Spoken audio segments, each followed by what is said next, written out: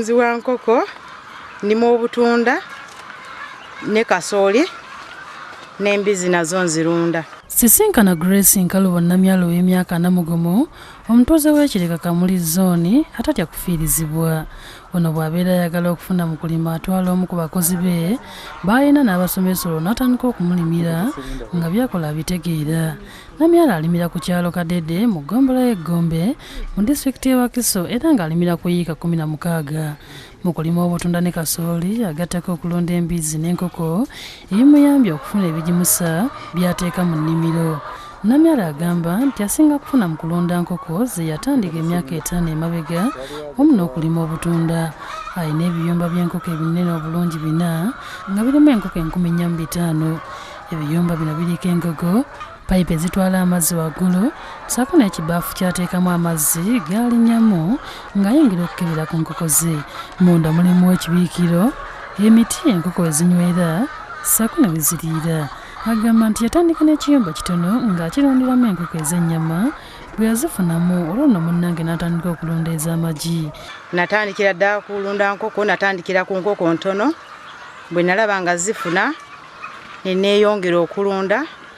Naye kati ennaku zino nina enkoko 4,500.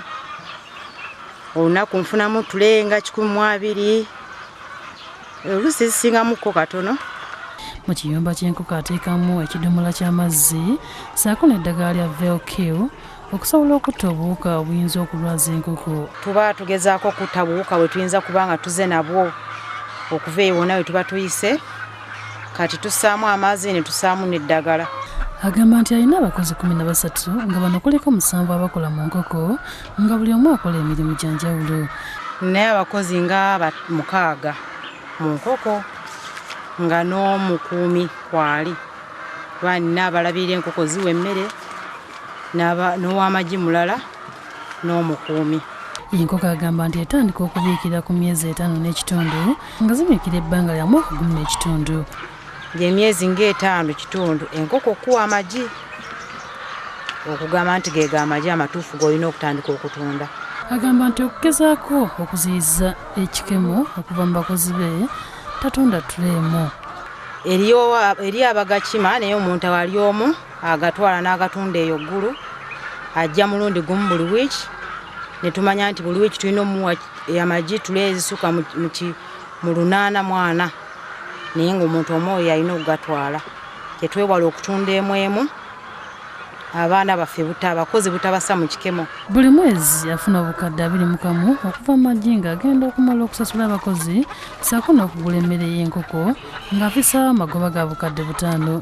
Kubanga omwezi nsobola okufuna miliyoni zange nga 21. Bwe nzijjako n'ez'abakozi byonna omwezi nfunamu emiliyoni zange nga 5.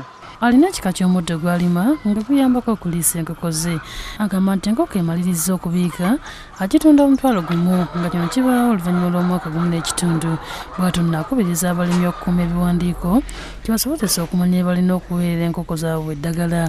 Kubanga buli ngeri olina okuba n'ebiwandiiko okulaba oba ofuna oba tofuna. Obutunda yaweerera Julius Semayanja omu ku bakozi be era nga bw'otuukamu weewuunya.